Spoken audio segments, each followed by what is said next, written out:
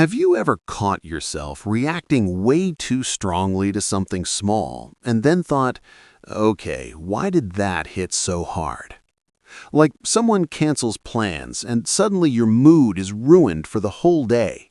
Or your boss gives mild feedback and it feels like a personal attack on your entire existence. And you're sitting there thinking, I'm an adult. Why am I reacting like this? Here's the truth most people don't realize. A lot of adult behavior isn't about the present moment at all. It's about the past quietly pulling strings. Let's talk about how childhood trauma hides inside adult behavior without us even noticing. First, let's clear something up. When people hear the word trauma, they imagine extreme stuff, big dramatic events, something obvious. But trauma isn't just what happened to you. It's also what didn't happen. Not feeling safe, not feeling heard, not feeling supported, not feeling chosen. Sometimes it's growing up in a house where love felt conditional. Sometimes it's learning early that your emotions were too much, or that being quiet was safer than being honest. And your brain? It adapts, because that's what brains do. Here's the thing. A child can't escape their environment, so instead, the child adjusts themselves. They become hyper-aware. They become people-pleasers. They become independent way too early. They learn to stay small, or stay useful, or stay invisible. Fast forward to adulthood, the environment is gone, but the survival patterns remain. That's why childhood trauma hides so well. It doesn't show up as a memory, it shows up as behavior. For example, ever met someone who hates asking for help? They'll struggle silently for weeks instead of making a simple request. That's not strength, that's a nervous system that learned early, if I need something, I might be disappointed. Or the person who needs constant reassurance in relationships. They don't want attention, they want safety. Because at some point, love felt unpredictable. Here's a light, painfully relatable example.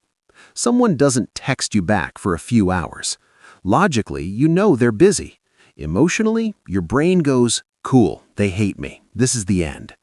That's not drama, that's an old wound asking, am I still important? And here's where it gets sneaky. Childhood trauma doesn't just create fear. Sometimes it creates over-functioning. You become the responsible one, the fixer, the strong one everyone depends on. People praise you for it. But deep down, you're exhausted. Because you learned early that being needed was the safest way to be loved. Another common one is avoidance. Some adults shut down during conflict. They go quiet, they detach. Not because they don't care, but because somewhere in their past, conflict didn't feel safe. It felt overwhelming. So their nervous system learned freeze, disappear, survive. And let's talk about self-criticism. That voice in your head that says, you're not doing enough. You should be better by now. Why can't you just be normal? That voice often isn't yours. It's a recycled survival strategy. A way to stay ahead of rejection by criticizing yourself first. Here's the wild part. None of these behaviors mean you're broken. They mean you adapted. Your brain did what it had to do to keep you safe back then. The problem is, what kept you safe as a child might be limiting you as an adult. The good news? Patterns can be unlearned. Not by forcing positivity, not by pretending the past doesn't matter, but by noticing your reactions without judging them. By asking, where did I learn this? What is this protecting me from? Because healing doesn't mean erasing the past. It means updating your nervous system to the present. You're not that child anymore. You have choices now. You have tools. You have awareness. And that's powerful.